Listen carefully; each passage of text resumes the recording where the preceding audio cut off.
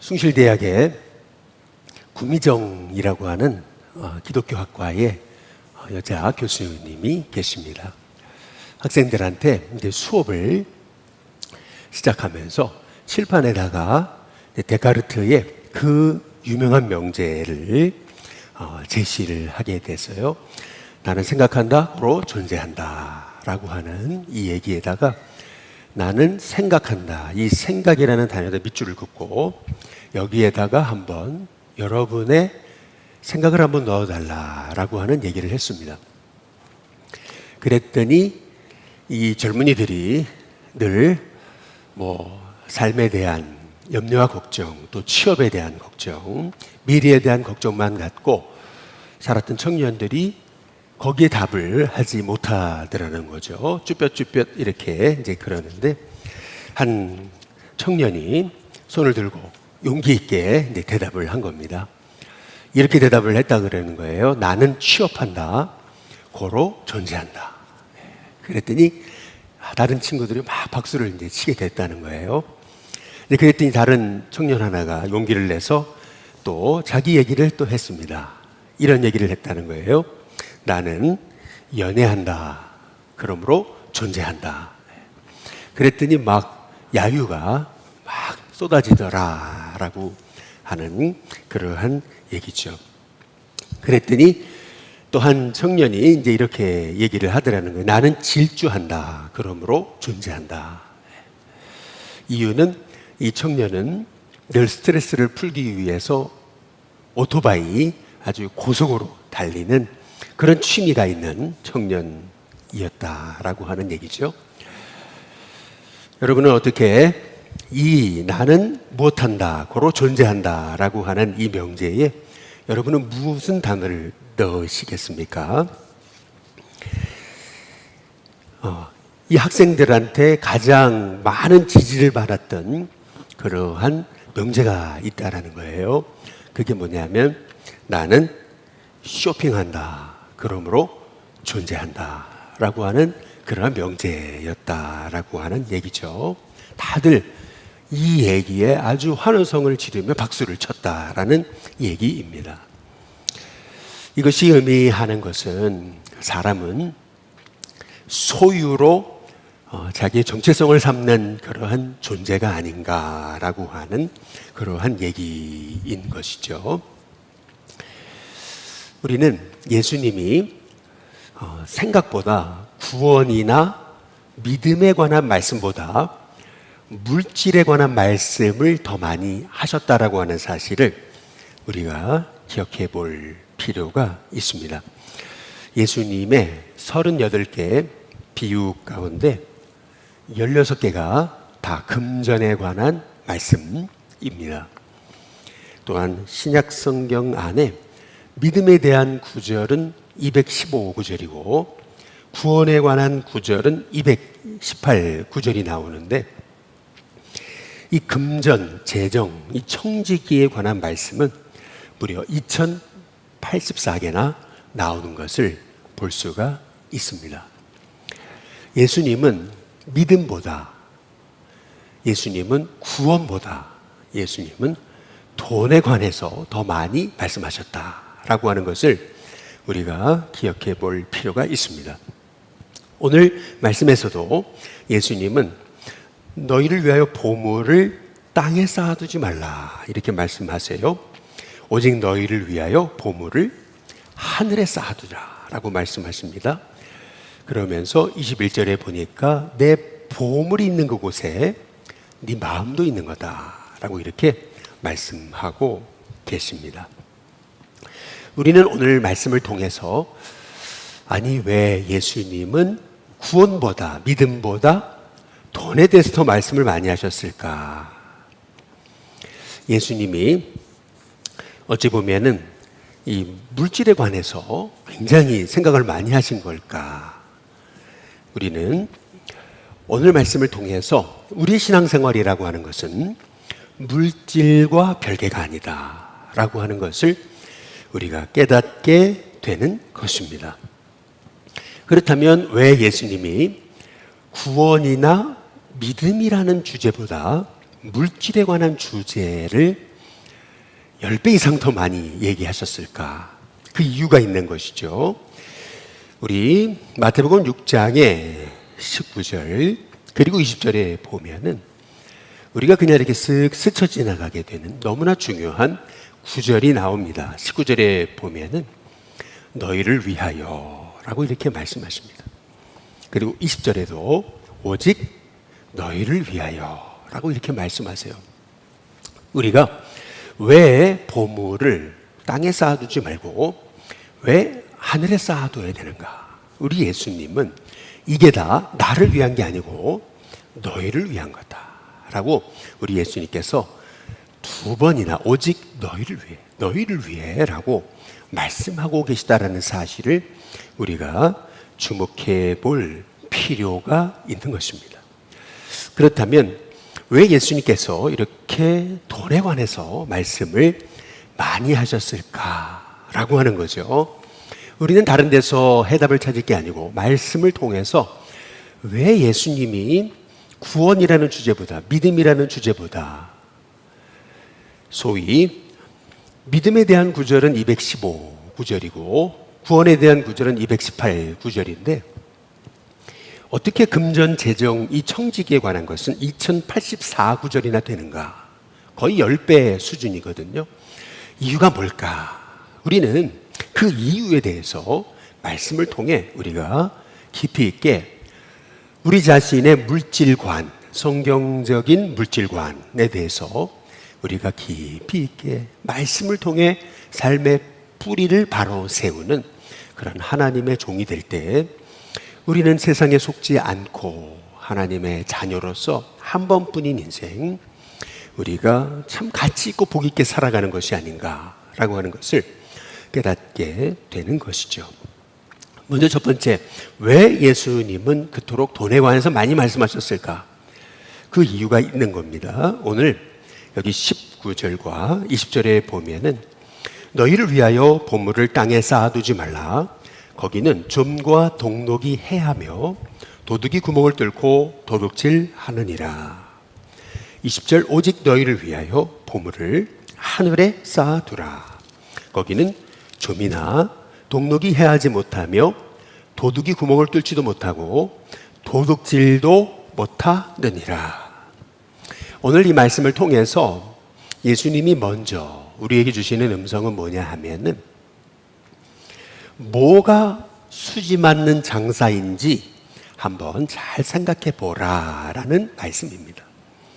땅에 물질을 쌓아두면은 좀과 동록이 행하고 그리고 도둑이 구멍을 뚫고 도둑질한다. 우리 예수님 말씀하시는 거예요. 그런데 하늘에 보물을 쌓아두게 되면은 좀과 동록이 해하지 못하고 도둑이 구멍을 뚫지도 못하고 도둑질도 못한다. 우리 예수님께서 우리에게 말씀하고 계시는 것입니다. 발터 베냐민이라고 하는 유명한 독일 철학자는 이런 얘기를 했습니다. 돈이란 유사 전능성을 가진 도구다라고 그렇게 얘기를 했습니다. 유사 전능성. 다시 말하면 사람들은 돈이면 다 된다. 돈이 전부다. 돈 없으면 무시당한다. 돈은 붙들어야 된다. 그래서 사람들은 돈을 유사 전능성, 소위 하나님 대체하는 그러한 대상으로 사람들은 여긴다라고 그렇게 말하고 있는 것이죠. 그러나 우리 예수님은 이게 전능하신 하나님이 아니고 전능하신 돈인 것 같지만 예수님은 그렇게 말씀하지 않으시는 거예요. 그 땅에 쌓아두는 그 물질 좀과 동록이 해야 한다. 그리고 도둑이 구멍을 뚫고 도둑질한다. 우리 예수님께서 말씀하고 계시는 거죠. 그러니까 무엇이 수지 맞는 장사인가? 우리 예수님께서 말씀하고 계시는 거예요. 진짜 수지 맞는 장사 인생은 보물을 하늘에 쌓아두는 인생이고 그런 삶이다. 우리 예수님께서 한번 무엇이 수지 맞는 장사인지 잘 생각해 봐라 라고 말씀하고 계시는 것이죠. 전에 한번 말씀드린 기억이 있는데 우리 한국 교회의 다음 세대, 자녀 세대의 부흥을 이끌고 있는 파이디온이라고 하는 단체도 한 장로님이 양성원 목사님께 그렇게 후원했던 한 선교 헌금으로 시작된 그런 단체라고 하지 않습니까? 양성원 목사님이 쓰신 책에 이제 보면은 이 파이디온이 어떻게 시작했는가? 한 장로님의 후원으로 시작된 이 파이디온이라는 얘기죠. 그런데 참 안타깝게도 이 장로님의 사업은 그러고 나서 사업이 잘못돼서 망했어요. 그런데 이 장로님의 말씀, 그것은 뭐냐 하면은 내가 그때는 1억, 2억, 3억이 돈도 아니었는데 왜 그때 좀 더 이 믿음의 세대를 위해서 하나님께 드리지 못했을까? 라고 하면서 자기가 사업에 실패해서 지금 어려운 것에 대한 얘기가 아니고 하나님께 더 내 삶을 드리지 못한 것으로 인해서 그때 더 할 수 있었는데 라고 그렇게 고백하면서 이 장로님의 말씀이 결국 하나님께 드린 것만 남더라고요 라고 하는 그 말씀이 오늘 우리 예수님께서 주신 말씀에 그 근본적인 포인트가 아닐까라고 하는 생각을 갖게 되는 것입니다. 두 번째, 오늘 말씀에 보시면은 21절 내 보물이 있는 그곳에 내 마음도 있다라고 말씀하시면서 예수님은 22절에 눈은 몸의 등불이니 그러므로 내 눈이 성하면 온몸이 밝을 것이요 눈이 나쁘면 온몸이 어두울 것이니 그러므로 내게 있는 빛이 어두우면 그 어둠이 얼마나 더하겠느냐 라고 예수님 말씀하고 계십니다. 눈이 몸의 등불이다. 눈이 어두우면 세상이 다 어둡다. 그러나 눈이 밝으면 세상이 다 밝다.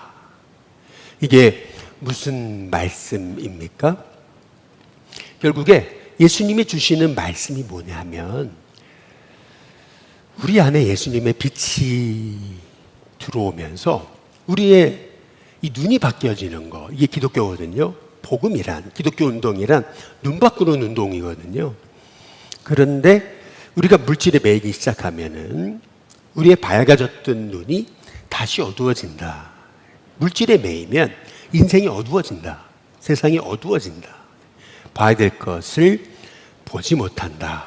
라고 하는 그러한 말씀으로 우리가 이 말씀을 받게 되는 거죠. 어떤 분이 그런 얘기를 하세요.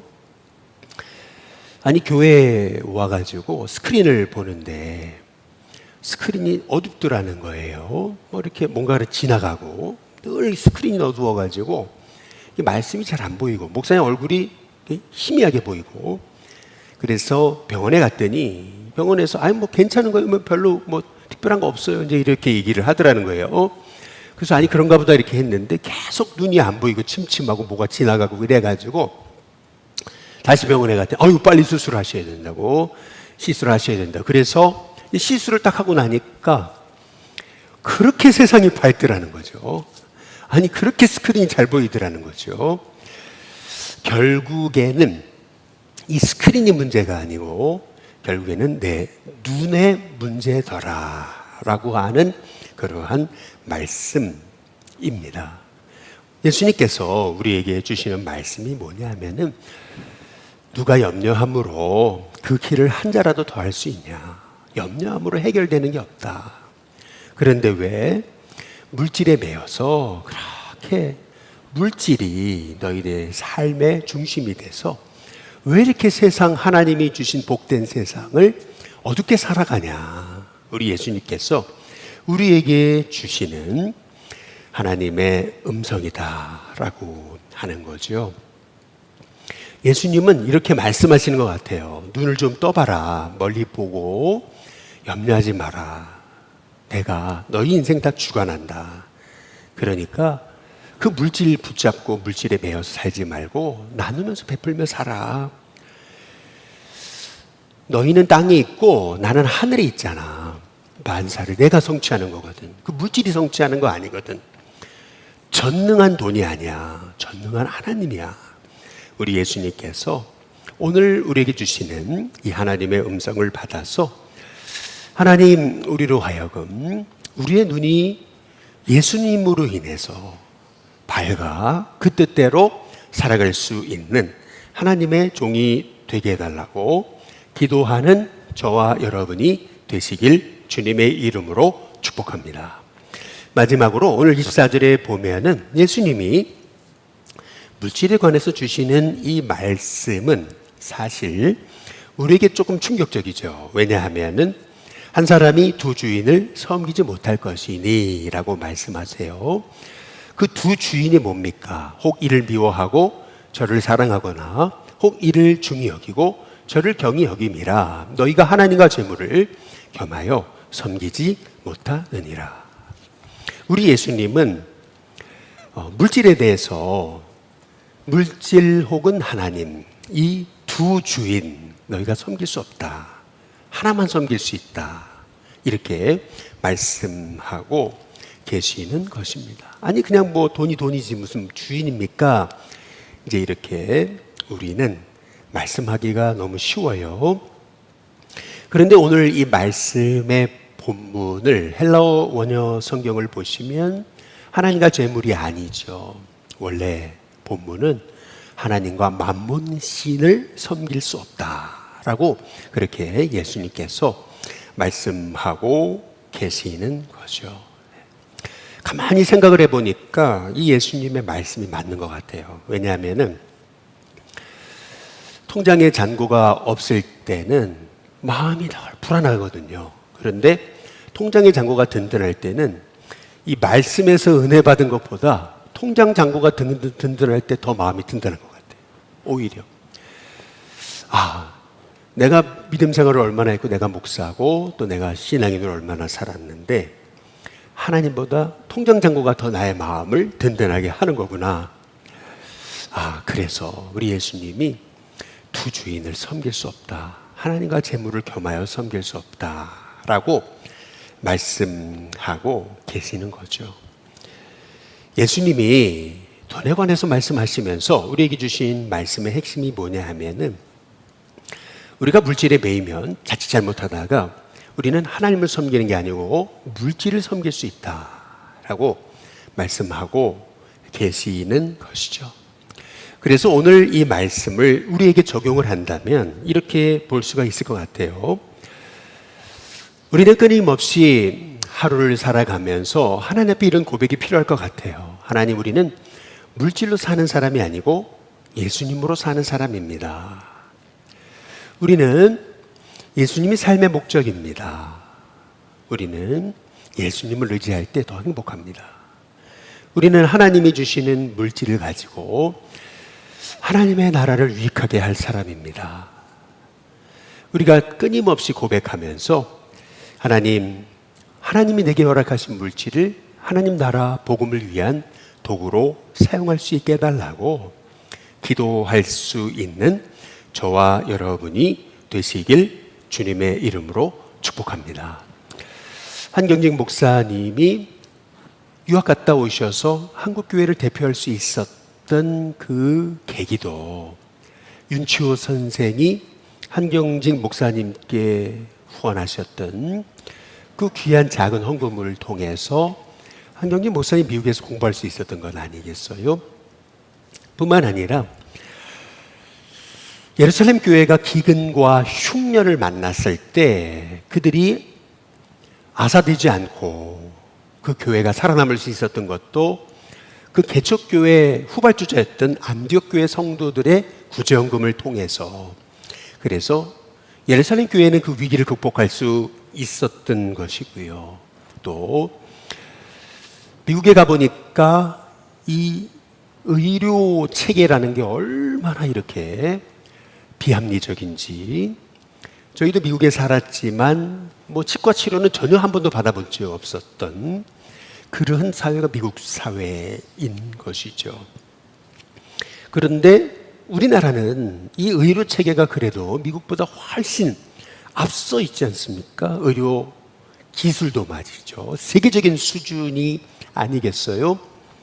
그런데 이게 거저된 것이 아니죠. 이게 그냥 된 것이 아니고 과거에 우리나라가 그렇게 어려웠을 때 선교사님들이 오셔서 이 땅에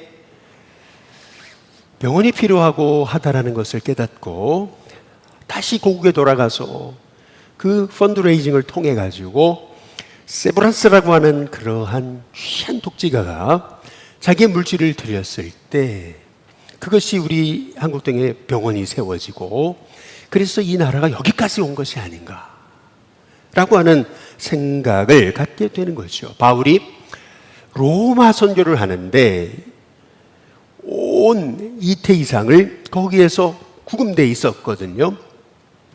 그러면 바울이 생활을 해야 되는데 어떻게 생활을 했겠냐는 거예요.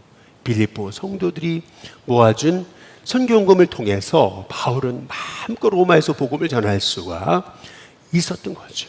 그래서 결국에는 로마가 변화되고 그래서 로마가 기독교 국가가 되는 기틀이 마련되게 됐던 거죠. 우리가 이러한 이 기독교의 복음의 역사를 우리가 생각해 보게 되면은 우리는 기도의 제목 하나를 발견하게 되는 거죠. 하나님, 우리의 물질, 하나님이 내게 허락하신 물질이 하나님 나라의 귀한 작은 디딤돌로 쓰임받게 되는 은혜가 있게 해달라고. 하나님, 제게 물질의 은사를 주사 물질을 통해서 주님의 사업을 위해 나라를 위해서 귀히 쓸 수 있는 하나님의 도구로 나에게 복을 달라고 하나님 앞에 기도할 때 우리 하나님께서 그 기도에 응답하시지 않겠나. 그래, 이 친구한테 물질을 맡기면 그래, 내 사업을 부하게 하겠다. 그래서 그래, 이 친구한테 물질을 맡겨야 되겠다. 하나님이 그런 하나님의 역사를 일으키시지 않겠나라고 하는 생각을 하게 될 때 저와 여러분 또 여러분의 자녀들이 하나님, 내 자녀가 정말 이 물질이 전부가 아니고 전능한 물질이 아니고 전능하신 물질신이 아니고 전능하신 하나님, 그 믿음을 가지고 이 물질은 하나님이 내게 잠시 맡겨놓은 하늘나라를 위한 도구임을 깨닫고 이 아이들이 이 물질 가지고 복음을 위해 살 수 있는 하나님의 종으로 쓰임받게 해달라고 그렇게 기도할 수 있는 저와 여러분이 다 되시기를 주님의 이름으로 축복합니다.